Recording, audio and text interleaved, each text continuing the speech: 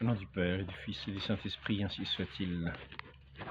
On va faire cette- ce, ce court entretien, je l'espère, un court.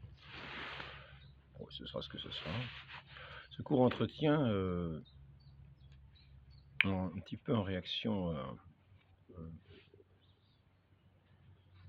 un petit entretien que j'ai entendu l'autre jour, une espèce de petit enseignement que j'ai entendu l'autre jour, où il était dit de ne pas dire telle prière. Il était question du bénédicité. Donc ne dites pas de telle prière à la place, vous n'avez qu'à faire ça. Donc ce sont des prières bénédicité, par exemple, ce sont des prières, ce sont des prières de l'Église.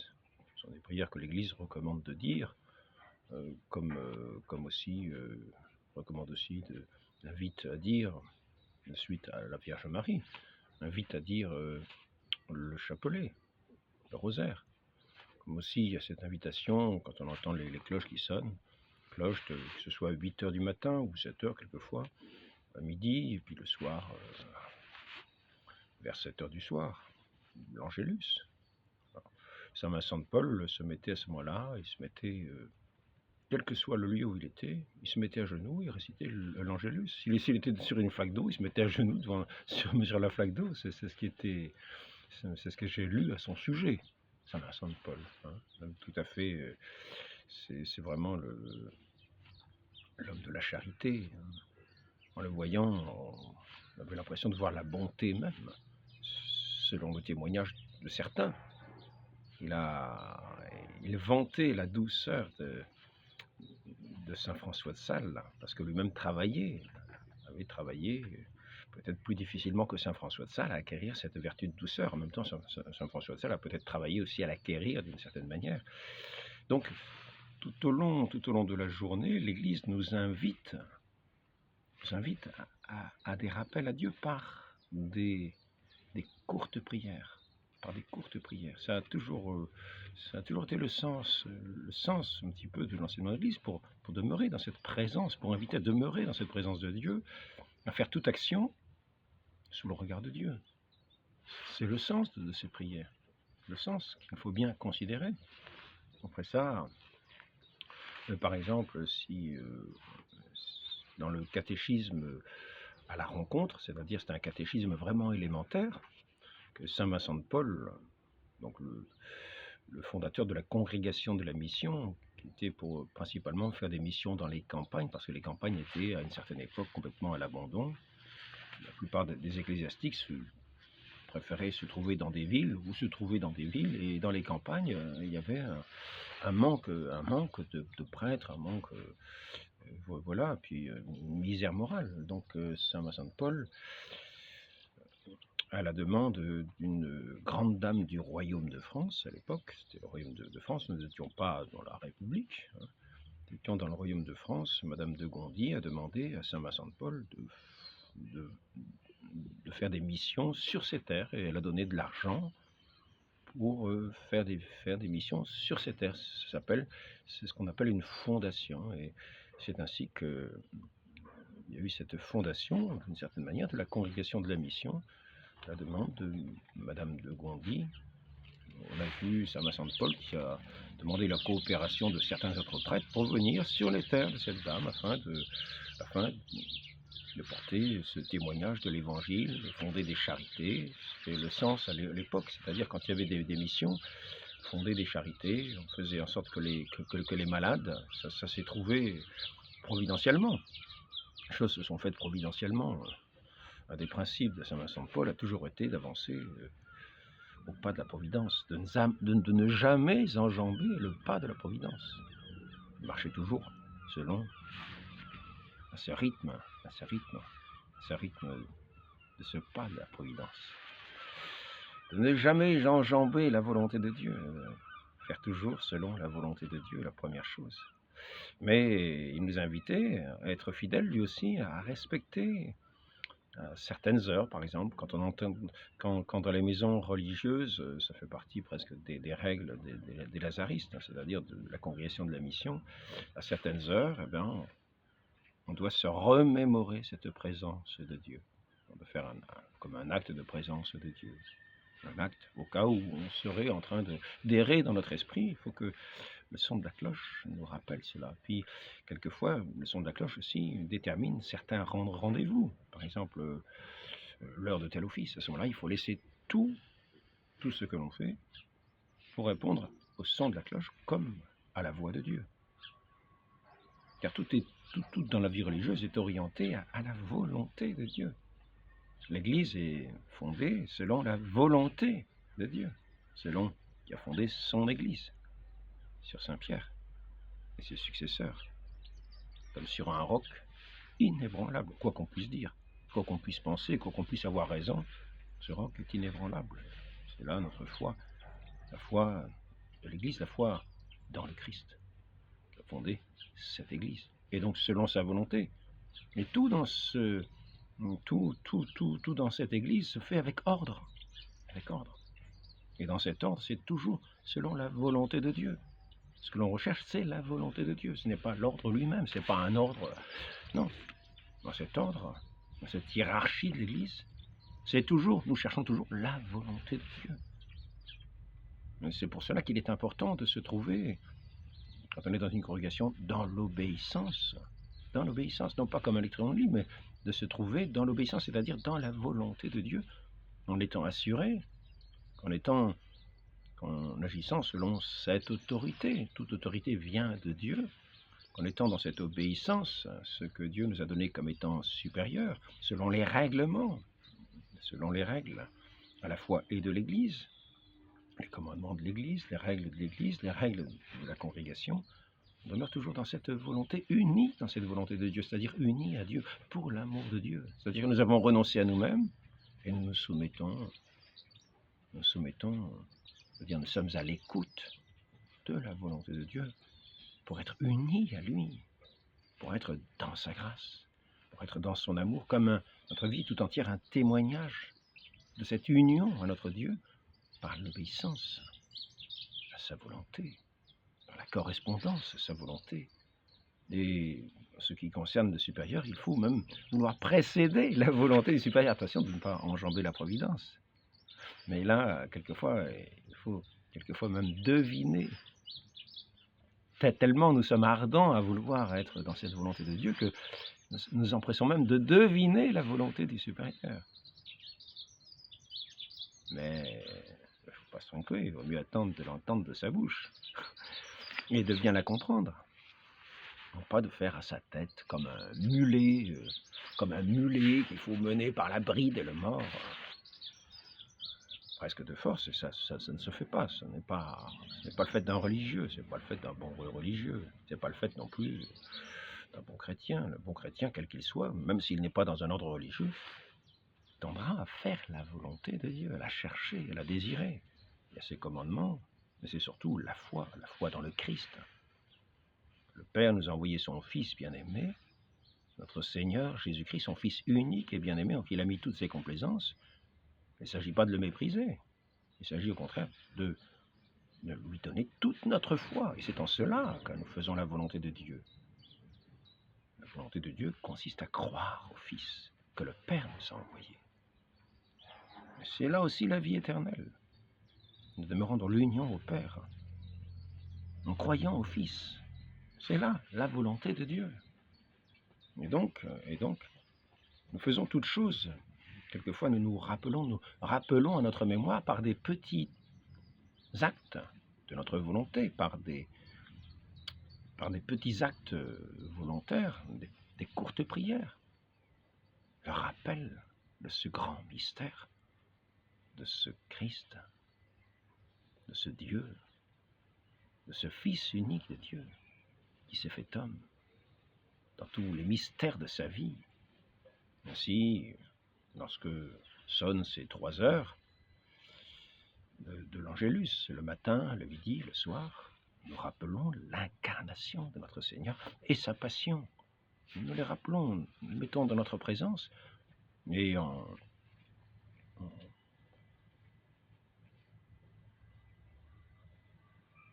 c'est une prière instituée de l'Église.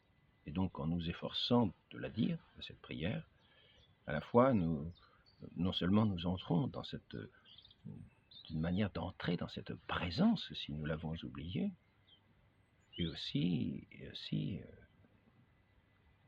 d'entrer dans cette volonté de Dieu de correspondre à cette prière que l'Église nous propose, à ces 3 heures du jour. Donc Saint Vincent de Paul, dans son petit catéchisme à la rencontre, il nous parle du signe de croix, et il y a une question: à quelle occasion fait-on ce signe de croix? Il dit le matin lorsqu'on se lève, le soir lorsqu'on se couche, avant de prendre le repas, et au commencement de chaque œuvre, commencement de toute œuvre, et aussi dans les tentations. Faisons appel à ce signe du salut de Dieu, nous le mettons sur nous, et nous voulons nous conformer à notre Seigneur dans son abnégation, dans cette mort au monde, dans cette soumission à Dieu, dans cette soumission à cet amour de Dieu, c'est-à-dire vivre de l'amour, ne pas être étranger à l'amour, mais nous soumettre à l'amour, pour le laisser venir en nous, pour qu'il règne en nous, pour faire les œuvres du Père. L'œuvre du Père, donc, c'est de croire. C'est lui qui l'a envoyé, c'est sa volonté, ne l'oublions pas. Donc certains, peut-être, ont voulu, d'une certaine manière, montrer que nous devons avoir un plus grand zèle dans cette présence de Dieu, qui doit être pour eux permanente, et c'est vrai. Et c'est vrai, si nous sommes en permanence, notre Dieu est tout, est notre tout, notre Dieu est notre tout, il est l'amour. Notre vie, c'est l'amour. La vie, c'est l'amour. La vie, il est notre vie, notre tout, notre souverain bien.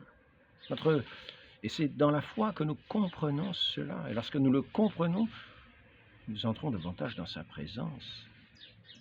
Nous correspondons davantage à sa volonté à travers les différents éléments qui nous surviennent. Nous savons que tout événement qui nous survient vient comme de sa main providentielle, quels que soient les événements.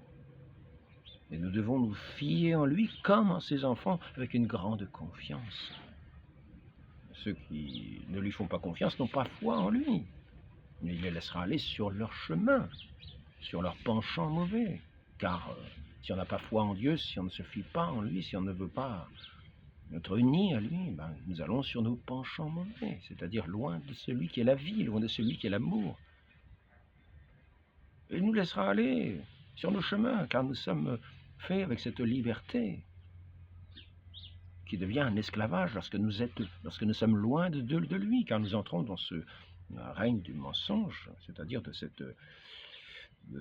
cette ignorance presque volontaire de Dieu. Nous sommes détournés de lui, et sachant qu'il est la vie, en même temps, n'ayant pas cette foi suffisante pour être en lui comme dans un océan dans lequel nous plongerions comme dans un bonheur éternel, comme un poisson dans l'eau qui plonge dans l'océan,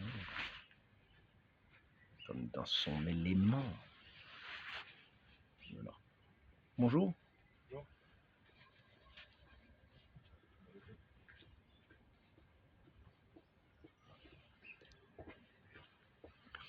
Les passants ne passent pas très loin.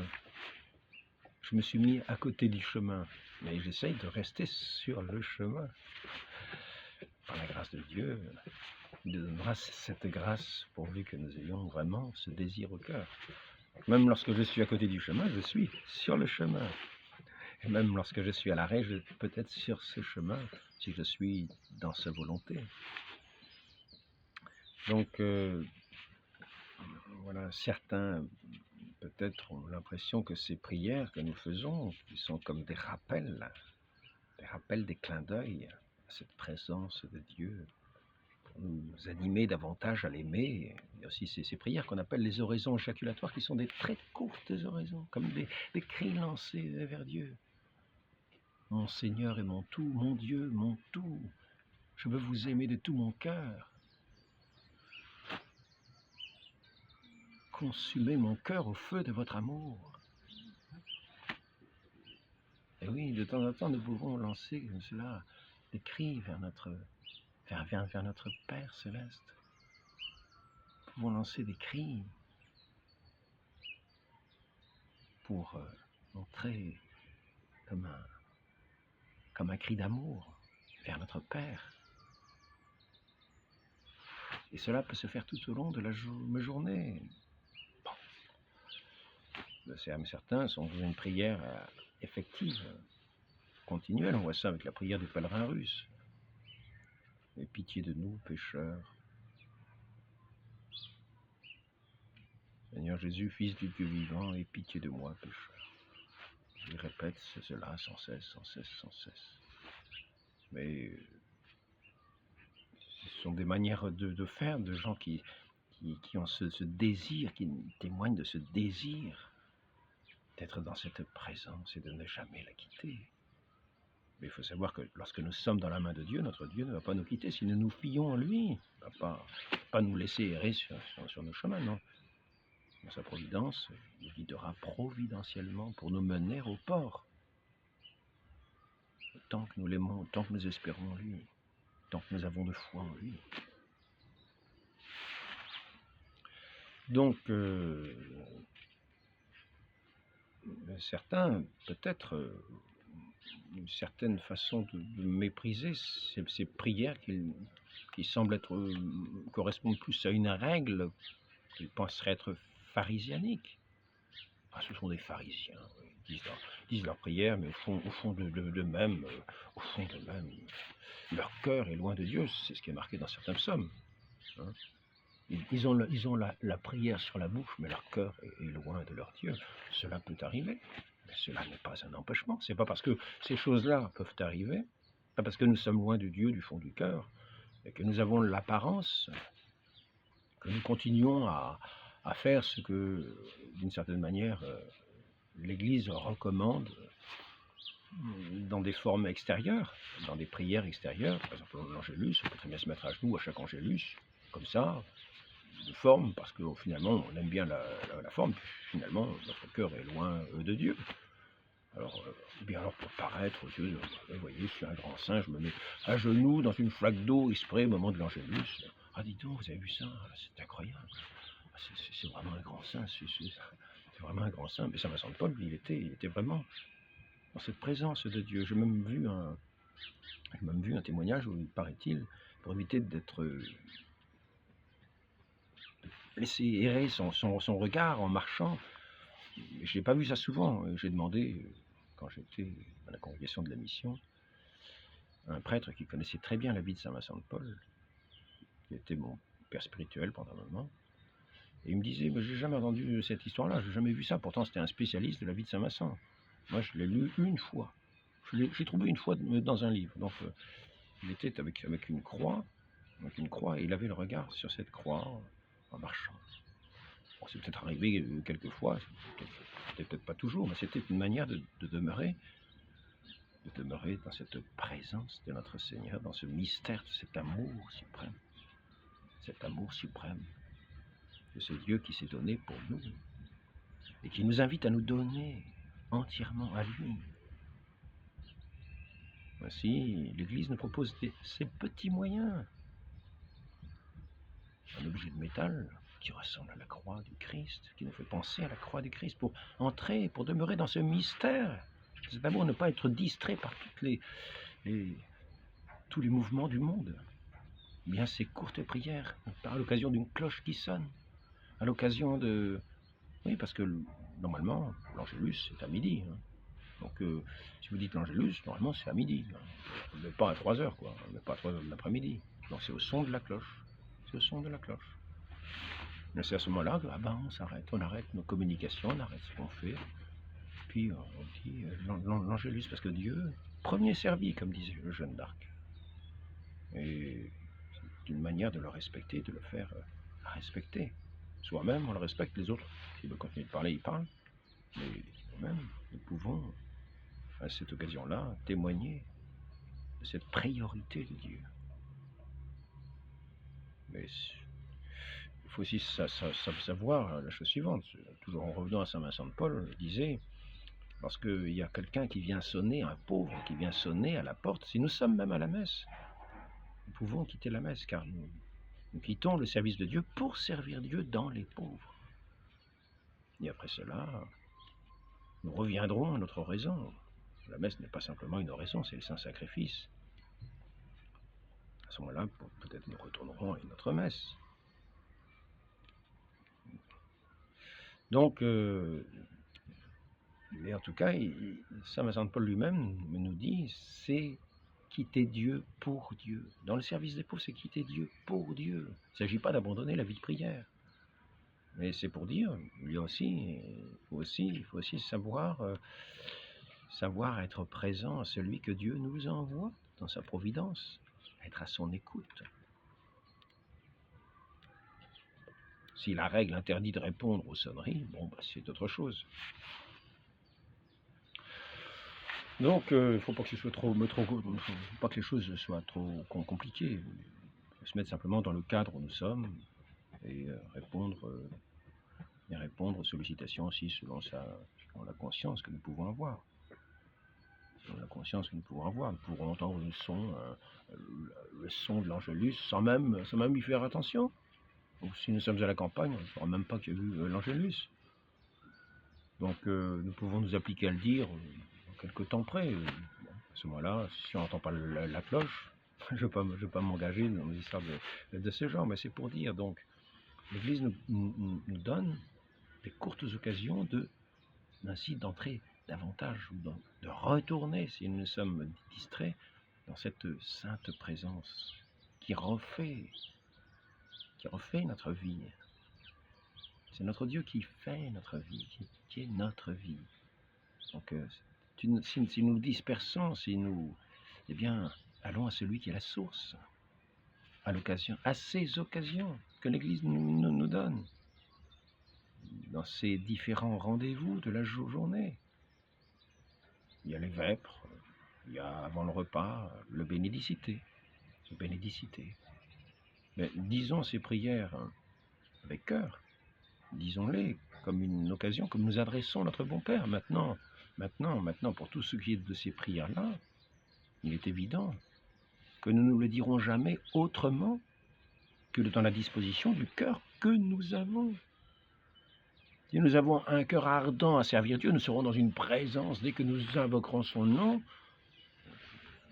Père Copertino, Saint Copertino, lui, dès qu'il voyait une image de la Sainte Vierge, il était ravi du sol, élevé de terre, vous voyez.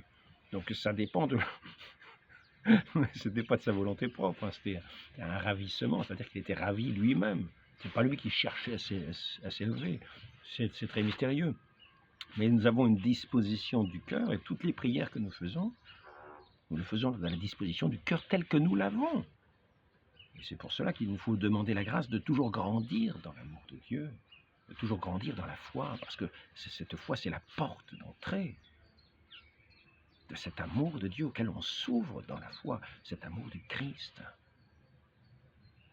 auquel le Père ne refuse rien. Il est le Fils bien-aimé, donc il a mis toutes ses complaisances. Ceux qui aiment le Fils, le Père les aime aussi, et leur ouvre grand, toutes les portes de la grâce. C'est cette porte que nous ouvrons par notre foi. Et cette confiance dans la bonté de notre Dieu qui va jusqu'à nous donner sa vie. Cela mérite que nous en faisions mémoire, bien souvent, que nous en fassions ce rappel, car ici-bas, nous sommes des pèlerins en marche, vers notre destinée éternelle. Nous ne sommes pas dans la salle d'attente, car nous ne nous contentons pas d'attendre, nous sommes ici-bas dans les épreuves, les œuvres de Dieu, les épreuves. C'est là que l'amour est vérifié, là que la foi est vérifiée, là que notre espérance aussi est vérifiée. La foi, l'espérance, la charité. Et c'est de cette manière que nous cheminons ici-bas, avec le cœur que nous avons. ce cœur que Dieu voudrait voir toujours plus grand, correspondant toujours davantage à son amour qui est infini. L'amour de Dieu est infini, notre cœur est bien petit, mais néanmoins, si nous nous disposons à l'ouvrir, selon toutes nos forces, tout notre désir, à ce moment-là, notre Seigneur il versera sur notre tablier une mesure secouée, débordante, tassée. Oui, et oui. Et c'est avec ce cœur aussi que nous prions, ce cœur d'amour, dans lequel nous adressons nos prières comme des paroles d'amour adressées à notre Dieu. Et cela se fait avec le cœur que nous avons. Demandons cette grâce d'une foi plus grande. Demandons cette grâce d'un amour plus grand, d'une charité plus grande, c'est-à-dire de laisser entrer en nous davantage ce Saint-Esprit de Dieu, ce feu de l'amour de Dieu. Ce feu de l'amour de Dieu. Les prières que nous dirons pourront être des occasions de cet embrasement de nos cœurs, parce que nous avons un cœur embrasé. Donc nous adresserons des prières embrasées dans toutes ces plus courtes prières que nous ferons, ou bien nous aurons des prières froides, mais c'est pas parce que nous avons des prières froides qu'il faut y renoncer, non. Marchons selon la grâce que nous avons, marchons selon les petits moyens que nous avons, faisons ce que nous pouvons avec les petits moyens que nous avons, selon que la grâce de Dieu se diffuse plus ou moins en nous, suivant que nous avons plus ou moins ouvert la porte à cette grâce, par cette espérance, par cette foi qui viendra nous remplir. Dieu viendra nous remplir de son amour. Ouvrons davantage la porte, demandons la grâce de cette ouverture plus grande, de façon à ce que nos prières soient des prières plus ardentes adressées à notre Dieu, et pas simplement des phrases dites comme cela. Si ce sont des phrases dites comme cela, mieux vaut les dire. Adressons-les, que ce soit les demandes avec notre cœur si peu ardent. Mais si nous les disons, c'est que nous en avons déjà le désir. Et Dieu verra ce désir. Et si nous y sommes fidèles, il augmentera en nous ce désir. Si nous sommes fidèles à dire ces courtes prières, ces bénédicités, ces prières-là. Mais sachons bien qu'il ne faut pas nous moquer du bon Dieu. On ne se moque pas du bon Dieu. Le Père de Montfort, quand il parle du rosaire, il nous dit il y en a qui vraiment se servent du rosaire comme un masque d'hypocrisie, car ils se font passer pour de bonnes personnes aux yeux des fidèles, alors qu'eux-mêmes n'ont pas renoncé à leur péché de leur vie quotidienne. Ils n'y renoncent pas. Ils n'ont aucun repentir pour leur péché. Ils y continuent et pourtant ils disent les paroles saintes du rosaire. Il y a comme une hypocrisie flagrante. Alors faut-il arrêter qu'ils disent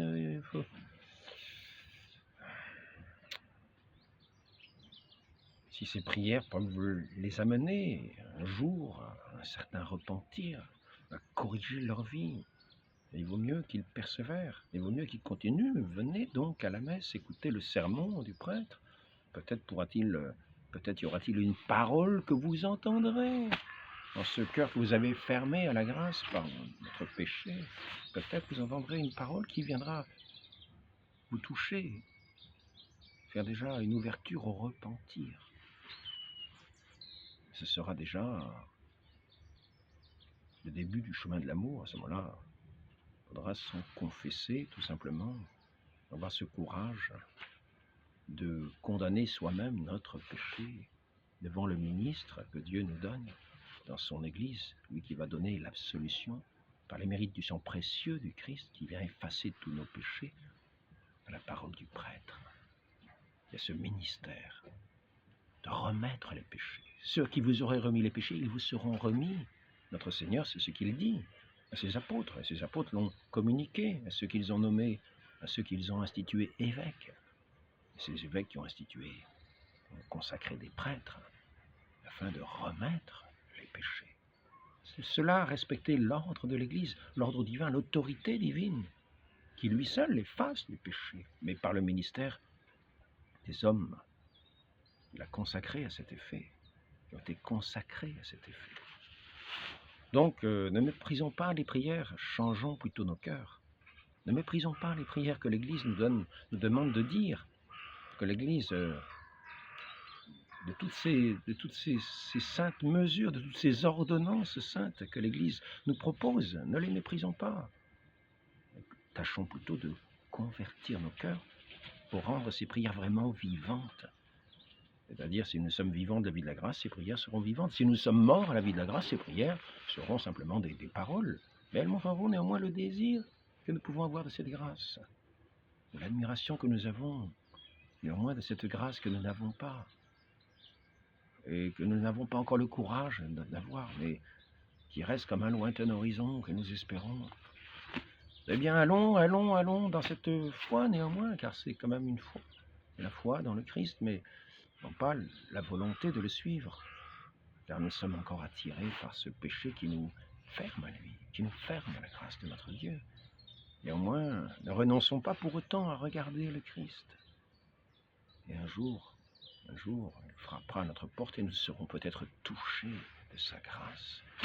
Et nos prières, tous ces moyens que l'Église nous donne, à ce moment-là, ces prières de toute la communion des saints, de tous les fidèles, viendront peut-être à bout de notre résistance, permettront que nous dirons des paroles vraies sur nos bouches. C'est-à-dire que nous serons heureux de communiquer des paroles d'amour à notre Dieu dans chacune de ces courtes prières, de ce qui nous paraît des petites prières. Il n'y a pas de petites prières. Toute parole à Dieu est une grandeur infinie. Toute parole d'amour est infinie. Infinie. Et elle sera couronnée infiniment dans la gloire céleste du paradis. Comme un écho de cette parole que nous avons prononcée, elle ne sera pas oubliée. Elle sera peut-être notre porte d'entrée dans le royaume des cieux, dans l'éternelle vie. Il a fait ceci, il a fait cela, il a donné un verre d'eau. Il a dit cela ce jour-là. Il a aidé ce pauvre ce jour-là. Et oui, cela ne sera peut-être, là ne sera pas oublié. Tout ce que nous faisons, tout ce que nous faisons. Et pour que nos péchés soient effacés, il faut que nous y ayons renoncé et que nous les ayons dénoncés devant le ministre de Dieu, qui lui va les absoudre par la grâce divine, par le mérite du précieux sang de Christ qu'il a versé sur sa croix pour effacer tous les péchés du monde. Donc, ne méprisons pas ce qui nous apparaît comme des dons, ces prières que l'Église nous demande de dire, ne méprisons pas tout cela. Mais interrogeons-nous plutôt sur notre cœur, pour nous inviter à la conversion. Pourquoi est-ce que les prières n'emportent pas plus de fruits? Peut-être que mon cœur est sec comme une trique. C'est peut-être encore une espèce de cœur de pierre que notre Dieu veut rendre comme un cœur de chair et l'ouvrir. Pour l'ouvrir, pour être plein de cette onction divine, de cette onction de cet Esprit Saint qui, comme une huile, vient adoucir toutes choses. Il viendra adoucir aussi nos cœurs et notre langue. Il parle à la mesure de notre cœur. Si nous avons une trique dans le cœur, notre langue ressemblera à une trique.